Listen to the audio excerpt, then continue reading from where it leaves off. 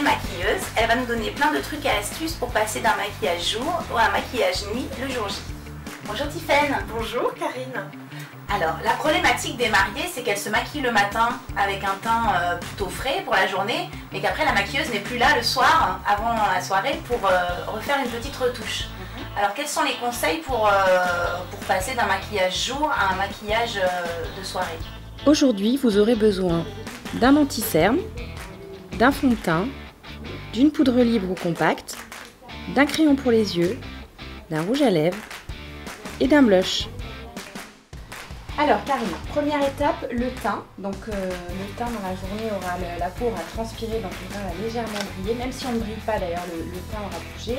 Du coup les pigments du maquillage du matin auront un peu glissé et bougé.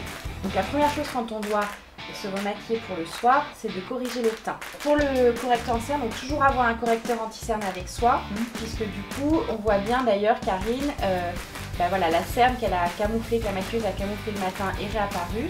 Donc première chose, on va camoufler de nouveau la cerne, donc on retravaille sur le maquillage actuel. D'accord. Alors le principe quand on remaquille sur un maquillage, c'est d'essayer au maximum de, ce que fait Karine là, de tamponner les produits et de ne pas frotter. On va le voir d'ailleurs avec la poudre, c'est pareil, on va tamponner parce que sinon donc du coup, a priori ce que tu dois faire maintenant avec ton anti-cerne et qui va apporter de l'éclat, c'est aussi en mettre quelques pointes à la racine du sourcil. Donc l'objectif là c'est d'agrandir le regard. Donc là maintenant ce que tu peux utiliser c'est avoir toujours donc, son fond de teint qu'on a utilisé le matin sur soi avec un pinceau à fond de teint.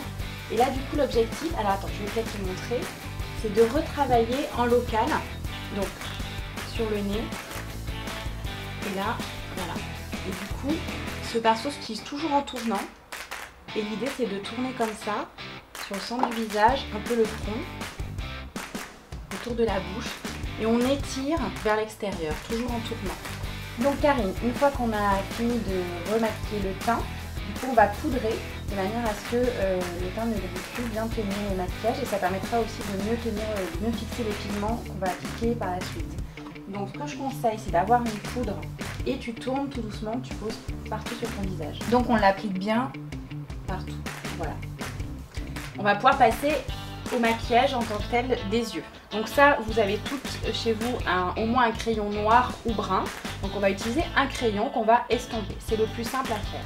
Donc là, l'objectif, c'est d'aller contourner l'œil, donc d'aller en racine de cils supérieure et en racine de cils inférieure, puis à l'intérieur, donc sur la chair, à l'intérieur de l'œil et à l'intérieur aussi supérieur.